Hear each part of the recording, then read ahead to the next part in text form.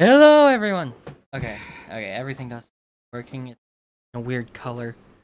If you don't know what the fuck I'm on about, look at Twitter. Because yeah, the monitor on my laptop is going to shit. I need to get a new one. Yeah.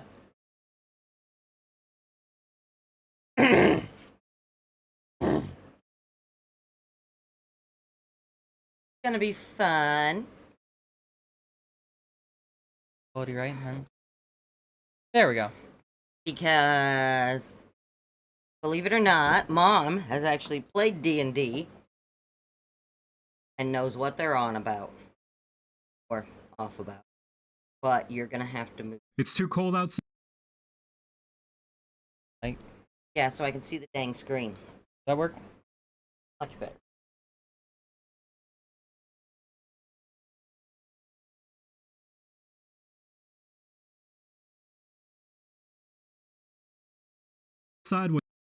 It's too cold outside. What shadowy hints of my easy-to-miss social life is dying, and I also want to argue about how pop culture characters fit into alignment charts. So it's time to make like a bunch of famous voice actors and Dungeons some Dragons. Odds are plenty of you dork bags have heard of the hobby, but have as little understanding about how it works as anyone over 60 has about being content with living as a single childless adult who doesn't care about where they live so long as it's a roof over their head and the neighbors don't shout out racial slurs. Unless it's at half-elves, the filthy, knife-eared mongrel mutts. So print out some character sheets, go shopping for some loaded dice, pack some expired snacks, knife-eared mongrel mutts. So print out some character sheets, go shopping for some loaded dice, pack some expired snacks, call up all those friends you can only tolerate, and put on your favorite wizarding hat. It's time to do some motherfucking role-playing. Welcome to a crap guide to D&D. Well, I can tell already it's gonna be a crap guide, cause, yeah. Deceptively informative is, I believe, how someone described the crap guide to Final Fantasy this guy did. Okay, this is fun. Which I would have also liked to show you, but he hasn't finished that yet. Like, he hasn't gotten to, I think it's just the caster classes. The mages.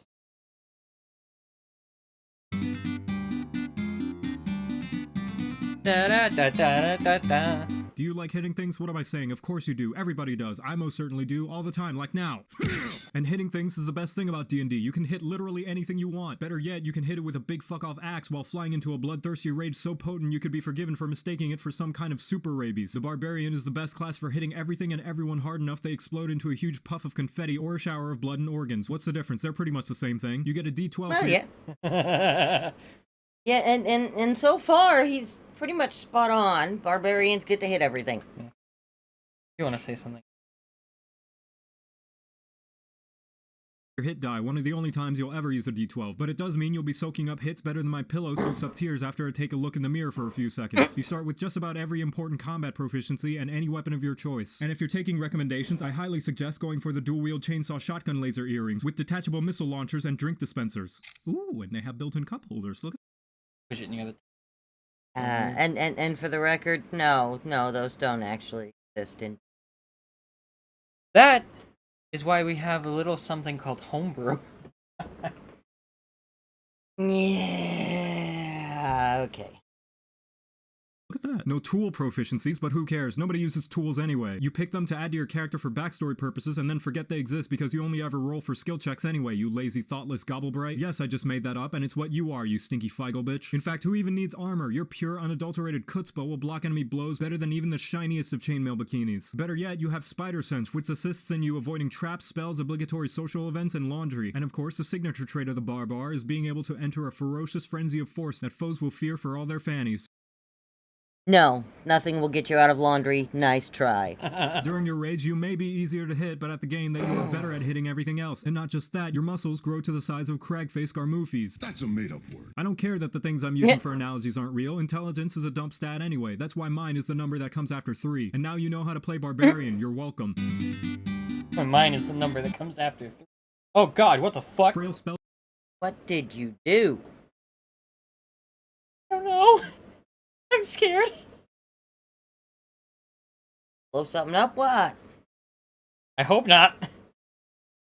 Do. Frail spellcasters, whack. Close quarters combatants, whack. Immobile tanks, whack. Me, I'm tight as fuck. First time playing D&D, I realized I'm too cool for any sort of specialized role, but that was only because I hadn't figured out that there's only one way to play it right, with a sword in one hand and a harp in the other, shouting my greatness from the rooftops, laying bitches and slaying witches. Or is it laying witches and slaying bitches? I can't quite remember, I was too busy giving the tavern owner a reason to stay in business. Welcome to a crap guide to D&D. Good point.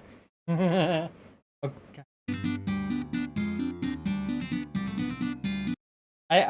That's going to make me ill if you keep doing that. I'm not doing it. And also, it's only showing up on this screen. It's not showing up on the stream. So they don't know what the fuck we're talking about. Okay. So apparently it's doing the jiggledy-biggledy. The jack of all trades, master of none is still better than someone who only has one gimmick and has to hide for the rest of the fight because they've run out of class features and spell slots. If the sword and shield were an RPG class, it would be the bard, one that's good at doing everything and doing everyone. You can cast spells, learn tons of skills, support allies, harm enemies, harm allies, support enemies, woo crowds, boo crowds, and most importantly, lay dragons. It's Yep, harm allies. That happens, yes.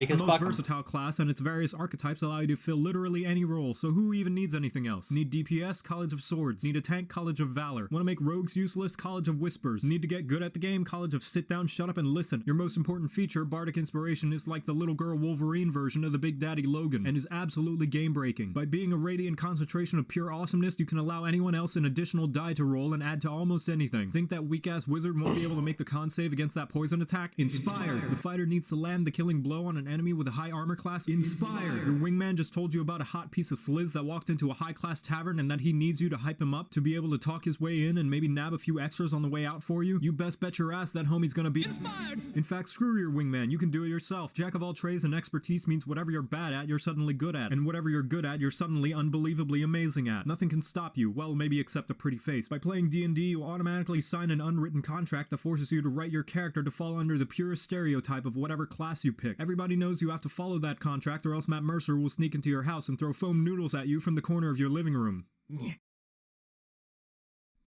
Not quite sure what the fuck he's on about here. Matt Mercer is... No, with the before that. Archetype thing? Playing D&D will make you... Yeah. Yeah. Sign the unwritten contract. You have to make your character fall within stereotypical archetype of whatever that class is. No, you don't. Yes, you do. No, you don't.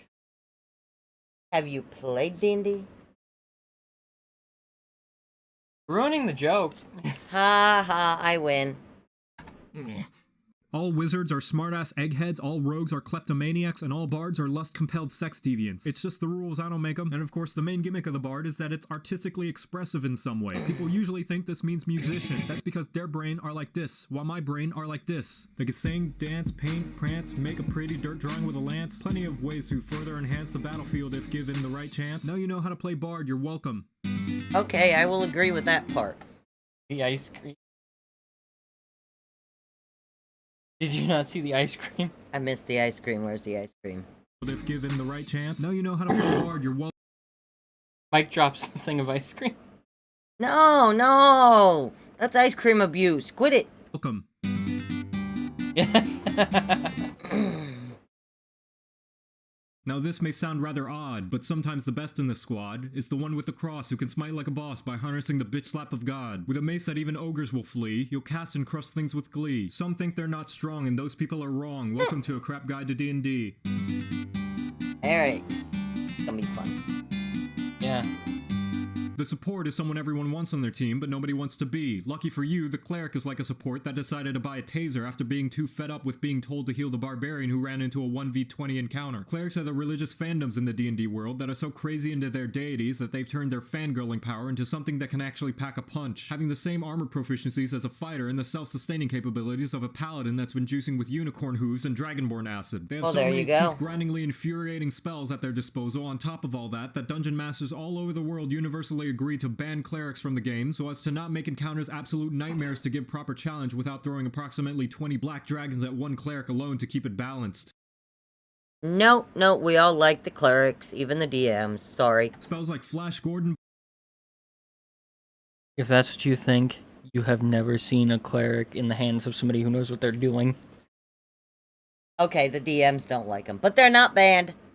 Buddy cop weapon and does my hand smell bad to you are so stupidly strong at such a low level it's easy to forget why so many uncultured swine consider the cleric a designated healer. Anyone who does has either never played the class or considered the sword and shield a viable weapon in Monster Hunter. Yep. Wait, unlike most other classes, you pick your archetype at first level, and you have oodles, canoodles, and toaster strudels to choose from. To summarize, you have heel bitch, nerd, sunburn, and my axe, nobody dies, nobody cares, and a couple of more that I'm too lazy to mention. Seriously, with how versatile and independently strong you can build a cleric, you can make up an entire party full of purely priests, call it the Amen, and bust down Tiamat's door demanding her lunch money. And she would just build her own toilet to give herself swirlies so she wouldn't have to endure the kind of bullying you're about to give her. Channel Divinity gives you special limited use effects depending on your domain, and can be as dumb as Turn Undead, where the power of the gods can make a zombie run away from you like it's regained its ability to smell and realizes you've been sleeping with your Jesus blanket that you haven't washed in months. Or as useful as Guiding Strike, where you can choose to add 10 billion points to your attack roll so you'll be able to swat one fly with another fly's deuce being whipped around on a string like a yo-yo strung around your pinky toe while blindfolded. The only downside is that you get a pitiful amount of uses, like a gym 2 weeks after New Year's. And finally, the most notable trait of the cleric is Divine Intervention, where if you are a good boy or girl all year, praying happy thoughts and burning that dank holy kush, if you wish upon a star, the clouds in the heavens will part and the literal gods will stop playing their game of Jenga to fix whatever dumb problems you and your party have gotten into.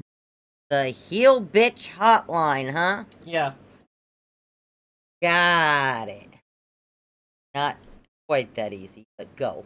And then avoid you for 7 days, debating whether or not to write you a holy restraining order after seeing you pissed your pants fangirling over your religious senpai noticing you. And now you know how to play cleric. Amen. Oh, okay, whoops. Well, that was I interesting. don't understand Okay, that one was on me. I fucking hit too many at once on accident. So, some people think that warlocks are the fucking sugar babies of DnD, but in reality it's the clerics. Warlocks are the magical corporate slaves. No cleric, no live. I don't understand tree huggers. What has the environment ever done for us? It's not like it provides oxygen, resources for tools, housing, clothes, food, and technology or anything important like that. And it's definitely not like it's home to various species of plants and animals required to keep the ecosystem alive to continue to feed mankind's insatiable appetite to destroy, consume, and rebuild in his own image, ultimately resulting in the annihilation of the very world that brought him into existence. Nah, fuck all that. The environment clearly exists for us to skin innocent animals that are minding their own business so we can wear them as high fashion. I mean, just look at bears. All they do is steal my chips and shit in my backyard. Well, guess what, Yogi? It's payback time. And what better way to give it than undercover as one of their own? They'll never see it coming. Welcome to A Crap Guide to D&D. That was all the introduction. Yeah. Oh my god. And for the record, if he's supposed to be the D&D in that picture, or the DM in that picture, ain't no DM ever nod their head at you. They look at you and King go, of the Wigglers. oh, okay, because if it was a DM, they just look at you and go, the fuck are you thinking? The druid is what happens when a ranger decides to fully commit to being a furry/hippie instead of just half-assing it because they're only trying to impress that sexy dryad they met in the forest that one time. They're primarily a casting class, but unlike clerics with their holy senpai, warlocks with their sugar daddies, bards with their awesomeness, or sorcerers with their rich magical parents' inheritance, druid's magic comes from Mother Nature, and from first-hand experience I can tell you now she's an absolute bitch. Shut up, bitch. At second level, you can fulfill every furry's dream and transform into an animal, but not just any old lameo neon-colored oversaturated mess like Arjun Darksnout the rainbow dog with an indie band t-shirt over there. Oh. No, I mean cool animals like my original character, Grabblejean, the nocturnal giant toad. Don't steal! Your archetype will be based around whether you want to be part of the forces of nature or if you want it to work for you. To list them off, land for different flavors of spells, moon for when you want to take your persona to the next level, dreams for if you secretly want to play a cleric, shepherd for if you want to be king of the wigglers, spores for if you want to reenact The Last of Us, and twilight for that sweet, sweet edge. Just like all the classes, your features improve with your level. Where druids differ is that their animal-related features mean that the beasts you summon or wear fursuits of don't necessarily get stronger, but rather they're thrown into the garbage and replaced by things with increasingly more fleas. Moreover, they gain additional features a regular animal couldn't imagine if it was high on devil weed, which gets fucking terrifying at later levels. Imagine this scenario. You're walking in the woods, there's no one around, and your phone is dead. Suddenly, spiky thorns sprout out around you, making movement painful. An adorable bunny rabbit sitting in front of you, seemingly harmless, suddenly starts shooting giant bees out of its eyeballs and turning the tree branches around you into black mambas. Design an encounter for that, Dungeon Master. And now you know how to play druid. You're welcome. I don't even know where to start on that one because fuck.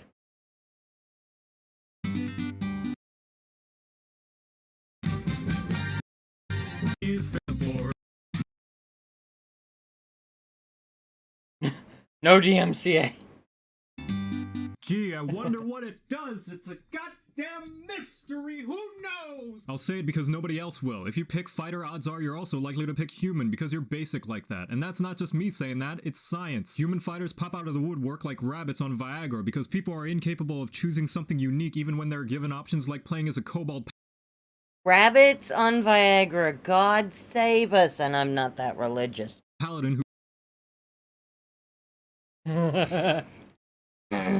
because people are incapable of choosing something unique even when they're given options like playing as a kobold paladin who prays to asteroids just before they crush an unfortunate man's cabbage cart. Just look at me, for example, artistic phenomenon and originator of the satirical talk fast genre of videos. What do you mean I'm not the first one to come up with the idea? I don't need these lies coming out of you. Everything I make is completely original. Okay. Nobody cares. Sequel cashing in on a fluke. Pay attention to me, aren't I interesting? Like reviews, but less substance. Okay. Fucking let's plays, like we need more of those. 0 punctuation / side of salt knock. Right. That where he falls in? No, this is his.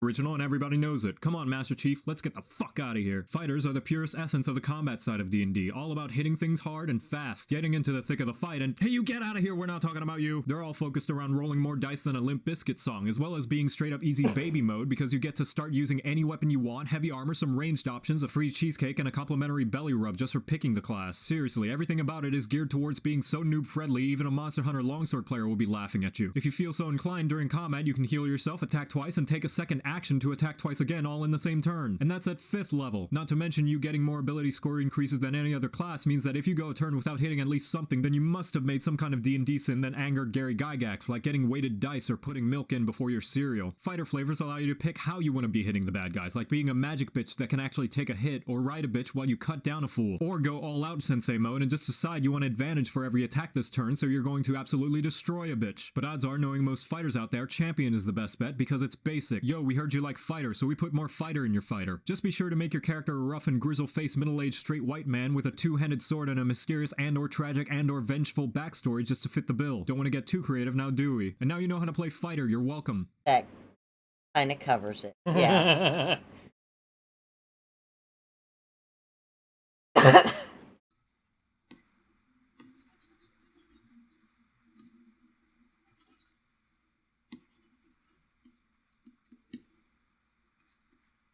And a fight. Why? Because, bitch, you were taking too long. Welcome to a crap guide to D&D. Thank That's you. that intro sequence. I'm good with that one.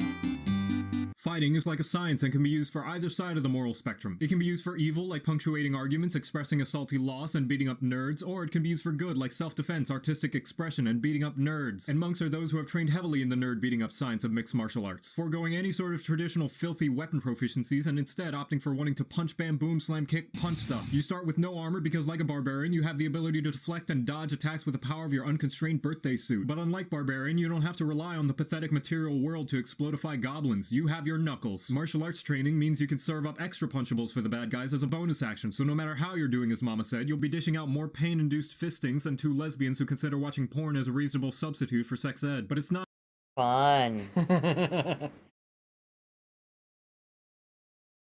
all coochie destruction. The monk is a slippery piece of work who's really good at avoiding any oncoming fistings, like a millennial trying to get their life together avoids self-care, by catching them if they're a fist projectile or dodging out of the way if it's an area of fists. As you grow Pretty stronger, much. you can translate a fist if it's punching in a different language, and avoid any infections if the fister forgot to take a shower that night. As a monk, your shtick is the key feature, but since I can't come up with any way to make this section much funnier, and also because key translates to poop in Thai, that's how I'm going to refer to it from now on. You gain more and more poop as you level up, and you can spend your poopy points on various skills to do all sorts of things, like stun people, reroll saves, mask yourself and turn invisible, and any other number of crazy things based on which anime you want to imitate. I would recommend Kensei so you could use the dual-wield chainsaw shotgun laser earrings if it weren't for the fact that every other archetype was just cooler in every way, wearing fancy outfits and taking the time to actually learn how to fist properly. Oh man, what a tough decision. Do I want to use a pokey stick or do I want to fire Hadoukens and Kamehameha blasts? What an enticing decision. I'm really gonna have to think about. Don't stop, we're in luck now! And now you know how to play monk, you're welcome. Oh, that, yeah, no, my head hurts. Boy, I love the smell of justice in the morning. There's nothing more satisfying than knowing the good name of Sword and Shield has traveled so far and wide that not even the Pokemon games are free from their incredible, awesome influence. And it's about time too. You think I created this series to entertain and inform ignorant whelps of great hobbies their miserable lives are missing out on? Fuck no, it was to enforce the mighty name of the one true weapon pairing that triumphs all others. And if anyone were to step out of line, I'd bring down the wrath of which tear-ass children tell their parents to scare them before bedtime, and then collect the aftermath of the pants they all shit because it makes for great fertilizer. Welcome to a crap guide to D&D. Hey, Do you want to tank? Do you want to fight? Do you want a class that'll instill fright? Take up some plate and keep the goblins in sight, because you want to make sure they eat this paladin smite! The paladin is the first on a short list of hybrid style classes, stealing a mix of features from both the fighter and the cleric, meaning it's better at physically painting the walls with blood than a cleric, but more gooder at grammar and spelling than a fighter. But it's also one of the few classes where role-playing becomes somewhat important. What? Role-playing in my role-playing game? They really should have put some kind of warning label somewhere. I'm not submitting to this shit. If I wanted to follow some sort of code, I'd become a pirate so that I could at least plunder some booty while I'm at it. Otherwise, fuck you gods. If you want me to play your game of ethics, you can kiss my shiny plate mail. Alright, fine, just follow the code and don't do anything stupid that'll cause you to lose your paladin privileges, like a spoiled rich kid who's upset that he doesn't get a fourth Maserati to crash. Like the other all-up-in-your-grill-style physical fighting classes, you gain proficiency with every goddamn combat-oriented item in the universe. And yes, that does technically mean that you can optimally play a paladin without a shield and not have to worry about being a less effective contribution to your party, but if you do that, I'm telling you now that you're wrong and I hate you and you're a big, smelly doo-doo head. As a resident big fuck-off bringer of divine justice, your job is to harness the power of holiness or whatever other wacky power, depending on what oath you pick, to have everything else die while they bounce off of your full frontal crusade like a turd in the wind. That's true for just about every combat-focused class, but the paladin is especially good at it, what with having the aforementioned fighter-cleric combo skill set. You get multiple attacks, channel divinity, a free vaccination, casting abilities, more aura,